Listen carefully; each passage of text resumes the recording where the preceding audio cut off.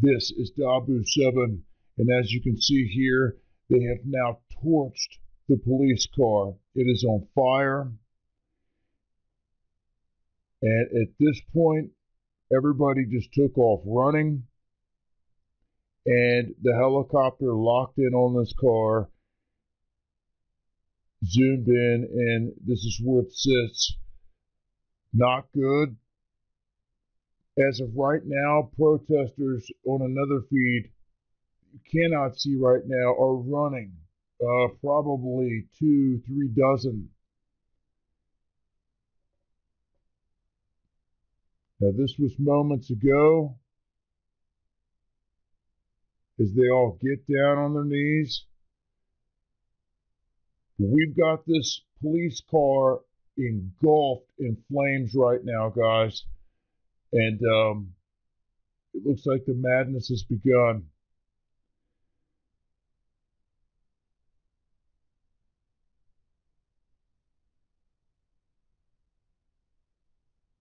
This is Dabu 7, eyes open.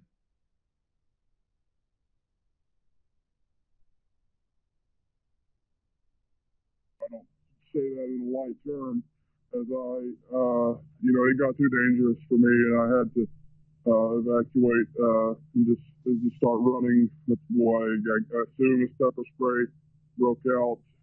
Protesters are trying to flip cop cars, they're smashing windows.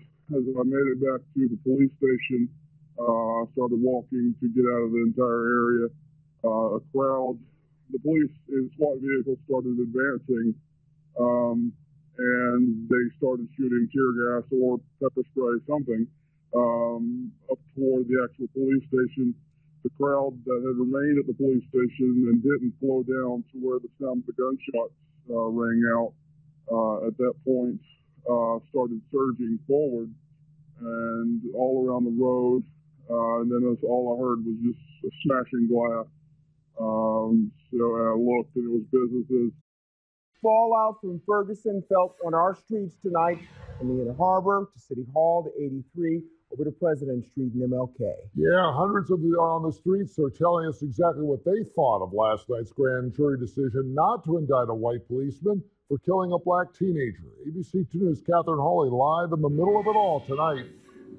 It's very calm out here right now. The first protest kicked off tonight right around 4 p.m. with the last ones wrapping up about an hour and a half ago. People flooded downtown tonight, passionate about change and hoping that it happens here in Baltimore.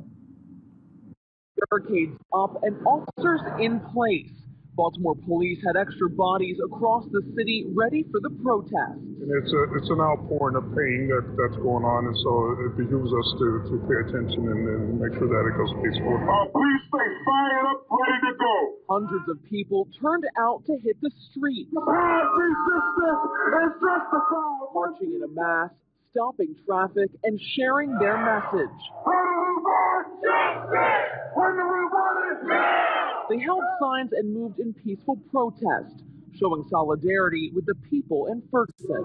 I came out because I'm sick of the injustice. We have black men, women, and children unarmed being shot down all the time. I think it's just really encouraging to see people, black and white, across the aisle holding hands and saying that we have a problem here and something has to change. This is a really important issue to me. It's an important issue to Baltimore as a city. City police kept a close eye on the action, but everything remained fairly tame.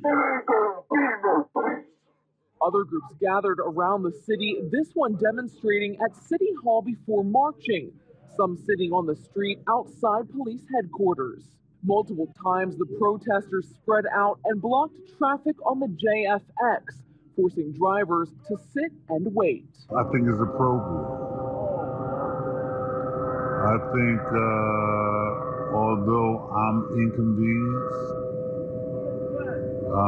it's a worthy issue. All I want is go home. I'm tired. The protest continued across downtown for hours.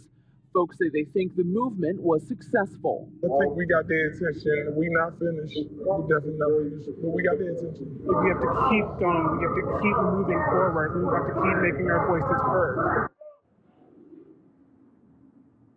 City police tell us that no one was arrested tonight, but one protester was hurt after they were hit by a truck near Pratt and President Streets.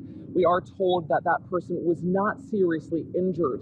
I-83 has been open and running smoothly since about 9:45.